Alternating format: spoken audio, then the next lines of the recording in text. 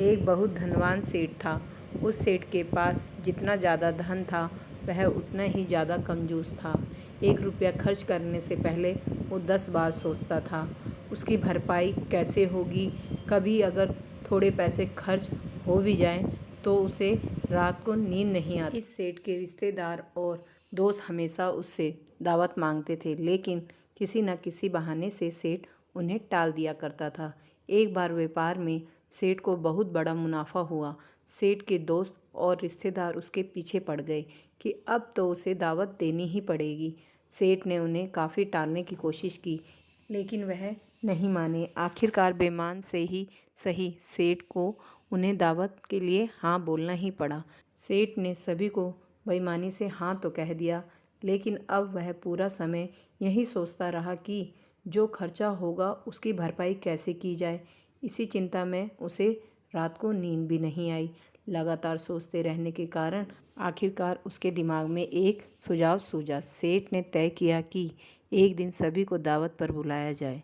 हलवाई तरह तरह के पकवान बनाने लगा। पकवान की खुशबू आस पड़ोस में महकने लगी।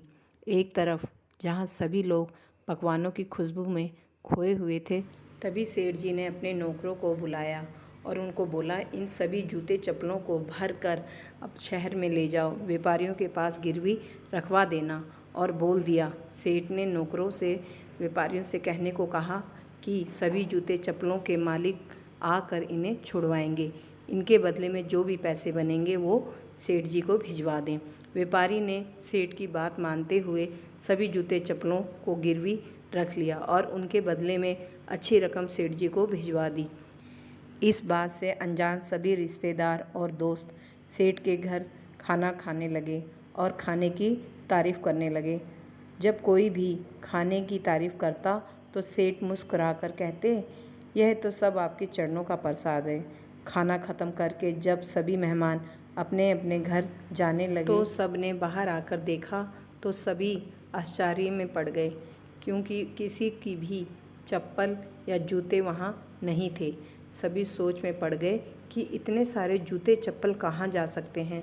सभी को परेशान देखकर सेठ ने सारा सच उन्हें बता दिया और बड़ी कड़ता से कहा, जो भी अपने जूते चप्पल वापस पाना चाहता है वह शहर जाकर व्यापारियों के पास से जाकर उन्हें छुड़वा सकता है। सभी दोस्त और रिश्तेदार सेठ को कोसने लगे और सेठ से जो दावत मांगी थी सभी सेठ को भला बुरा कहने लगे और वहाँ से वापस चले गए।